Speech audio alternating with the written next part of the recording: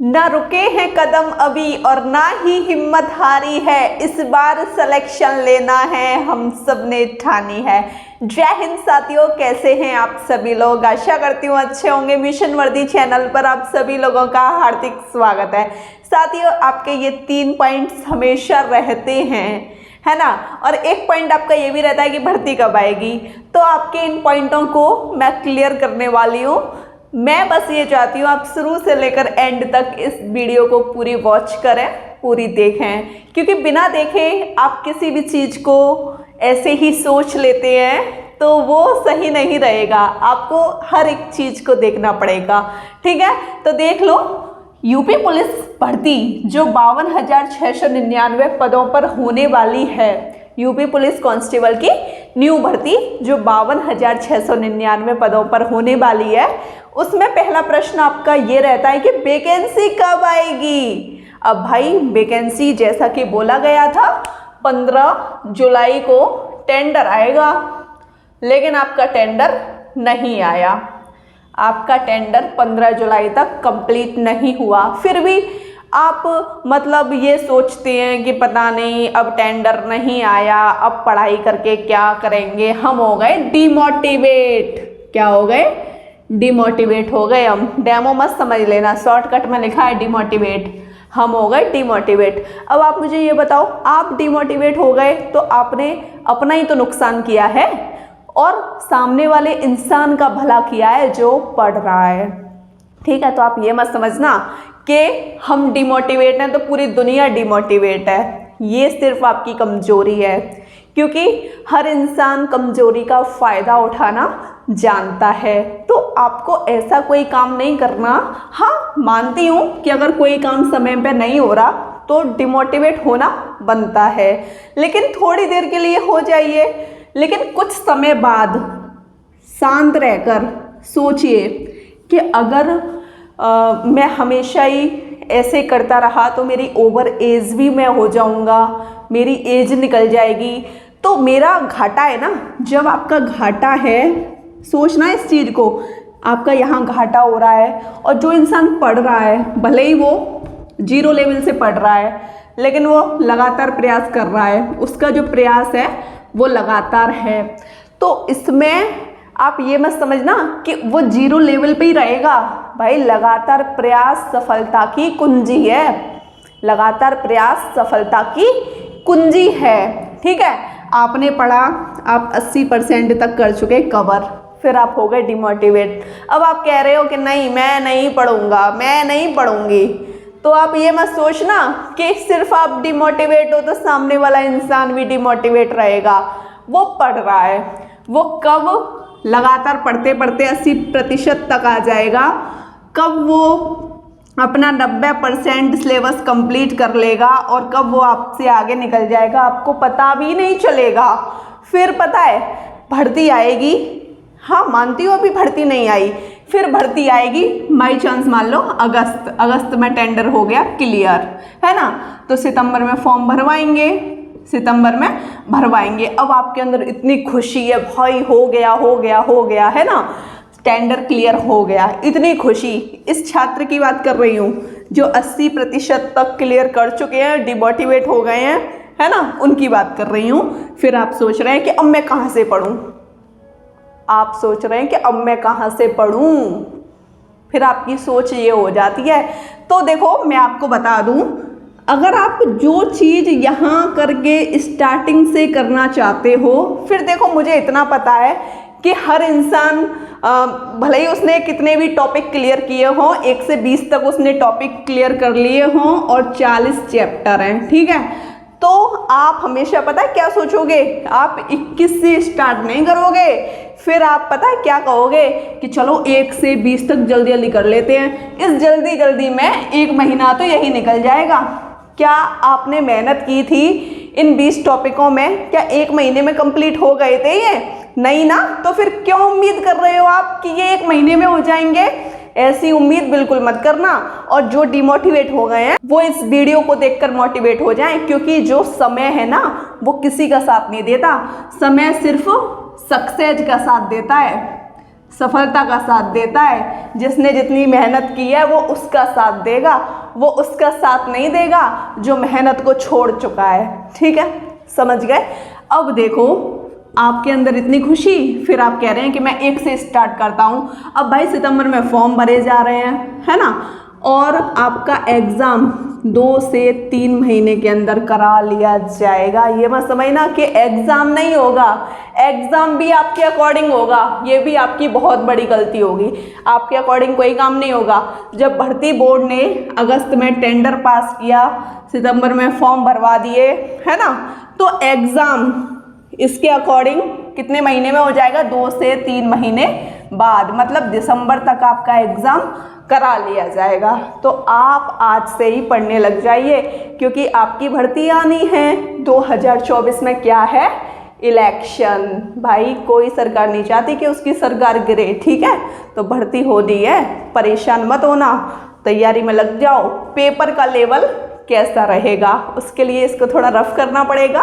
तो आपको बता देती हूँ कि आपके जो पेपर है उसका लेवल क्या रहने वाला है इस बार, और पिछला लेवल आपका क्या रहा था, है ना। तो देखो, पेपर का लेवल जानने से पहले, किसी भी एग्ज़ाम को देने से पहले आपको सिलेबस पता होना चाहिए। सिलेबस आपको पता है, क्योंकि भाई बिना सिलेबस के हम तैयारी कैसे कर लेंगे जब हमको पता ही नहीं क्या क्या आ रहा है। इसमें हिंदी आती है, मैथ आता है, जीएस आती है, और आपकी आती है रीजनिंग।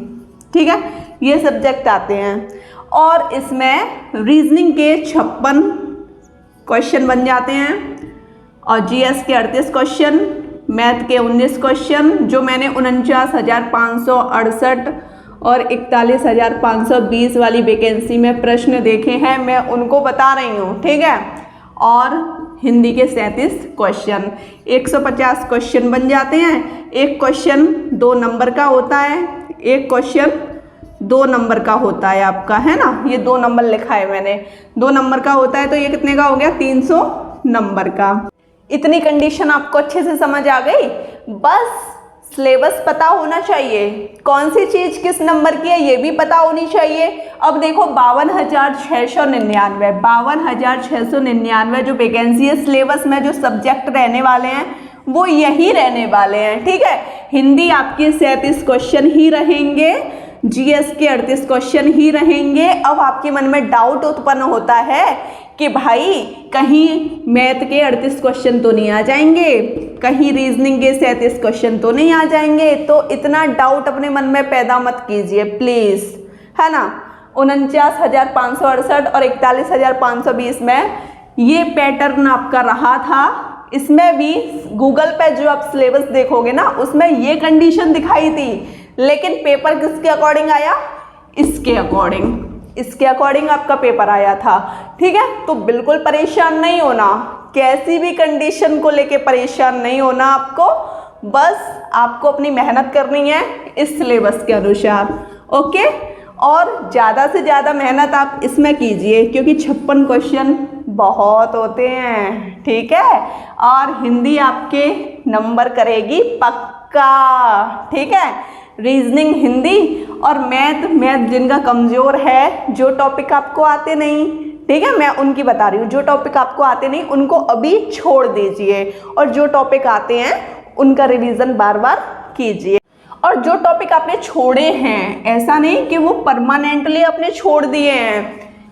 जैसे मान लो आपके टॉपिक 10 छूटे हैं, 10 टॉपिक आपसे छूट गए हैं, तो ऐसा भी नहीं करना कि ये आपको करने ही नहीं है, करने हैं, है ना। एक टॉपिक को आपको 2 से 3 दिन देने हैं, जिससे वो अच्छी तरीके से हो जाए। ठीक है, जब आप दूसरे टॉपिक पे जाओगे, नए टॉपिक पे जाओगे, तो जो आपने पहला टॉपिक किया है ना, इसका आप रिवीजन करके जाइएगा, आपका मैथ बहुत अच्छा हो जाएगा। किसी भी क्वेश्चन को रटने की ज़रूरत नहीं है, ठीक है, समझने की ज़रूरत है, ओके। और जीएस हमारे मिशन वर्दी चैनल से आप पढ़ ही रहे हो अच्छे तरीके से, कितने अच्छे तरीके से आप लोग आंसर करते हो। मुझे बहुत बहुत धन्यवाद जो आपने मुझे इतना सारा प्यार दिया, और आपने, हम भले ही दूर हैं लेकिन हमारा रिश्ता बहुत नज़दीकी वाला बन गया है ना। रिश्ता ऐसा बन गया है कि अगर मैं आपसे कह दूं कि ये करना है तो आप एकदम तैयार हो जाते हैं कि हाँ दीदी हम तैयार हैं, हमें डर नहीं लगता किसी से, हम तो बस सिलेक्शन देंगे आपको। कुछ लोगों की ये सोच मुझे बहुत पसंद आती है। ऐसा भी नहीं है कि मैं यहाँ हूँ, ये डर नहीं है, ये प्यार है। ये क्या है? ये प्यार है, हमारा और आपका प्यार। आप हमारी इज्जत करते हैं तभी तो आप पढ़ते हैं, नहीं तो किसको क्या पढ़ी आप सोच लेते हैं। आप भले ही किसी भी चैनल से पढ़ते हो, क्या आपने उनके प्रति इतना दिखाया कि जो वो बता रहे हैं आपने तुरंत याद किया? आप पेंडिंग में डाल देते हो कि हाँ चलो कर लेंगे। लेकिन मिशन वर्दी चैनल ने इतना आपको सपोर्ट किया है और आपने मिशन वर्दी चैनल को इतना प्यार दिया है कि मुझे खुद मन करता है कि मैं आपको हर एक चीज़ पढ़ाऊँ, क्योंकि आप मुझे अपना 100% दे रहे हो। अगर आपका 100% नहीं होता ना तो मुझे खुद ही नहीं अच्छा लगता कि मैं किसको पढ़ाऊँ। नहीं पढ़ रहे, मेरे पास 1500 से 2000 बच्चे हैं जो रेगुलरली पढ़ते हैं ऑनलाइन का मतलब अगर कोई भी वीडियो डाल दूं तो 2000 बच्चे ऐसे हैं जो एकदम क्लास ले रहे हैं, प्रॉपर नोट्स बना रहे हैं। ठीक है, तो आप भी उन्हीं में बनिए। आपको भीड़ नहीं बनना, भीड़ का सिलेक्शन नहीं होता, लिखवा लेना। ठीक है, ये कंडीशन समझ गए? सिलेबस आपने समझा, आपने ये भी समझा 150 प्रश्न है, 300 अंकों के हैं। अब पेपर का लेवल कैसा रहेगा? देखो, पेपर का लेवल ज़्यादा डिफ़िकल्ट नहीं रहता, डिफ़िकल्ट आपका पेपर का लेवल नहीं रहता। पेपर का जो लेवल है वो रहता है आपका मीडियम में कुछ चीज़ें हैं, जैसे कि 10 क्वेश्चन यूपी जीके के आए, 10 क्वेश्चन यूपी जीके के आए, तो इसमें 7 क्वेश्चन ऐसे होंगे जो आपने सिलेबस के अकॉर्डिंग पढ़े हैं, आप कर दोगे। और 3 क्वेश्चन ये इनको आप डिफ़िकल्ट मत मानिएगा, ये ऐसे होंगे कि होंगे उसी चैप्टर से लेकिन घुमा के आपसे पूछेगा। आप कहोगे कि ये तो हमको पढ़ाया ही नहीं। भाई, जब आपने किसी भी चीज़ को अच्छे से पढ़ा हो तभी तो इसका आंसर दे पाओगे। तभी तो कहती हूँ कि अच्छे से पढ़ो, हर एक चीज़ आपकी सिलेबस से आ जाती है, बस थोड़ा उसके पूछने का जो तरीका होता है ना वो चेंज हो जाता है। ठीक है, समझ गए? तो यहाँ पे ये कंडीशन हो जाती है। अब बात कर लेते हैं टाइम मैनेजमेंट की। पेपर का जो लेवल है आपका वो मीडियम है। ठीक है, ना ज़्यादा डिफ़िकल्ट ना ज़्यादा सिंपल। टाइम मैनेजमेंट देख लीजिए कैसे आपको टाइम मैनेजमेंट करना है। जैसे कि हिंदी है, हिंदी आपकी बहुत अच्छी है, बहुत अच्छी चल रही है, तो मैं आपको हमेशा सजेस्ट करूँगी कि हिंदी के जो भी आप नोट्स बना रहे हो, नोट्स बनाइए। जैसे आपकी 15 मिनट की सुशांत सर वीडियो लेके आते हैं, मिशन वर्दी चैनल पर ही आपके सर पढ़ाते हैं सुशांत सर। 15 मिनट की आपकी वीडियो आई या वीडियो आपकी 20 से 25 मिनट की भी हो जाती है। ठीक है, नोट्स बनाइए, कोशिश कीजिए कि नोट्स बनाते बनाते आपको वो चीज़ें याद हो जाएं। कोशिश कीजिए कि जो चीज़ समझने की आप उनको समझ लें। ठीक है, चलो आपने लिखा भी और आपने उन चीज़ों को समझा भी, और आप अलग से आपको कितने मिनट देनी है? 30 मिनट। तो मतलब हिंदी के लिए अभी फ़िलहाल की कंडीशन में अगर आपको लगता है चलो वैकेंसी नहीं आ रही, थोड़ा अच्छे से पढ़ लेते हैं, आराम से पढ़ लेते हैं, तो हिंदी 1 घंटा इनफ है ना? अभी के लिए ये मत समझना कि परमानेंटली बता रही हूँ। टाइम टेबल बताया है ना 8 से 10 घंटे पढ़ने का, ये उनके लिए बता रही हूँ जो मतलब ज़्यादा ही बिजी रहते हैं, जैसे जॉब भी कर रहे हैं, उनको पढ़ना भी है ना? और देखो मैथ में भी 1 घंटा दीजिए जो जॉब वाले हैं, और जो टाइम टेबल की वीडियो बना चुकी हूँ वो टाइम टेबल के अनुसार ही पढ़ेंगे। जो घर पे रह के तैयारी कर रहे हैं, जो सिर्फ थोड़ा बहुत ही काम करते हैं, तो उनके लिए टाइम टेबल के अनुसार वीडियो है। ठीक है, जीएस को प्रॉपर 2 से 3 घंटे दीजिए, और रीजनिंग भाई 3 घंटे पकड़ लो रीजनिंग के। ओके, समझ गए?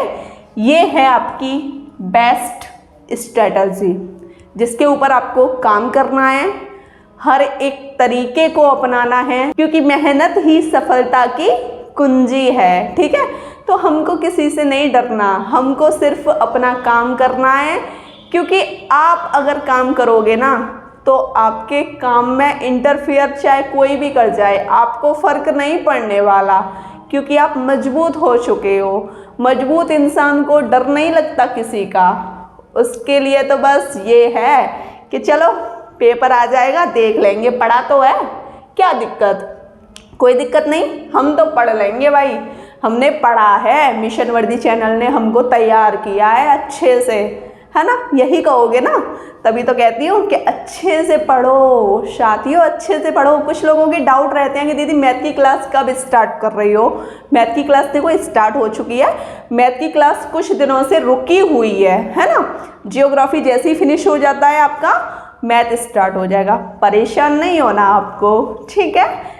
पेपर का लेवल समझ गए, टाइम मैनेजमेंट समझ गए, एग्ज़ाम कब तक होगा ये भी समझा दिया, वैकेंसी कब तक आएगी ये भी समझा दी, ठीक है। साथियों आज की वीडियो में इतना ही। किसी को डिमोटिवेट नहीं होना, हमेशा कैसे रहेंगे, मोटिवेट, हमेशा खुश रहेंगे, हमेशा मुस्कुराते रहेंगे, ठीक है, हमेशा पढ़ते रहेंगे। साथियों आज की वीडियो में इतना ही। वीडियो अच्छी लगी हो तो चैनल को सब्सक्राइब कीजिएगा, लाइक कीजिएगा, शेयर कीजिएगा। जय हिंद साथियों।